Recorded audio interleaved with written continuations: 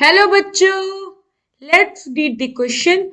Outbreeding is an important strategy of animal husbandry because it option A is useful in overcoming inbreeding depression. Option B expose harmful recessive genes that are eliminated by selection. Option C help in accumulation of superior gene and option D is useful in producing pure line of animals. So हमें पूछा क्या है कि outbreeding animal husbandry का एक बहुत ही important strategy है। ऐसा किस रीजन से है? हम एक एक करके हमारे सारे स्टेटमेंट्स को देखते हैं। सबसे पहले क्या कह रहा है कि is useful in overcoming in breeding depression. तो ये हमारा करेक्ट स्टेटमेंट है क्योंकि आउटब्रीडिंग में होता क्या है,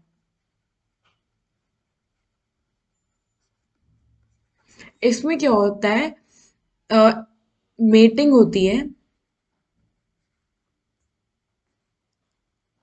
group of animals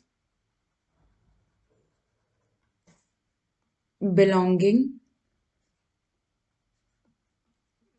to same or different breed but are not related up to 4 to 6 generation and having no common ancestor.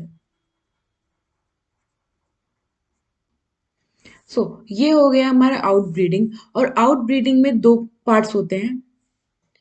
एक होता है, let me change the pen colour first. एक होता है हमारा no, एक होता है हमारा आउटक्रॉस और दूसरा होता है क्रॉस ब्रीडिंग।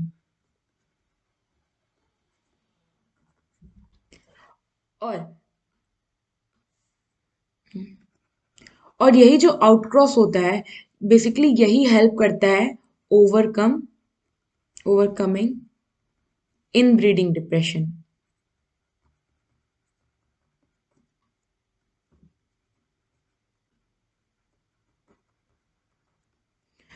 हमारा फर्स्ट स्टेटमेंट तो आउटब्रीडिंग का पार्ट हो गया।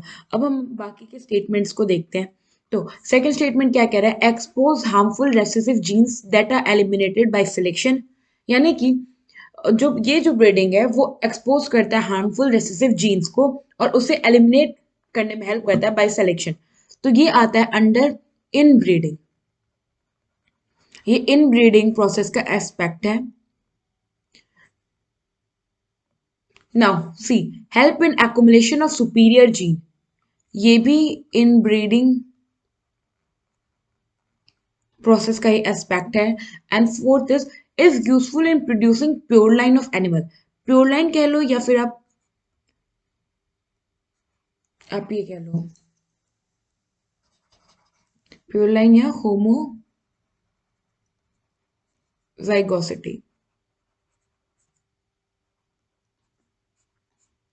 ये भी इन ब्रीडिंग प्रोसेस का ही एस्पेक्ट है। और क्वेश्चन में हमें सिर्फ आउटब्रीडिंग के बारे में पूछ रहा था, तो हमारा जो करेक्ट ऑप्शन है यहाँ पे वो है ऑप्शन ए। आई होप आपको ये क्वेश्चन समझ में आया होगा। Thank you.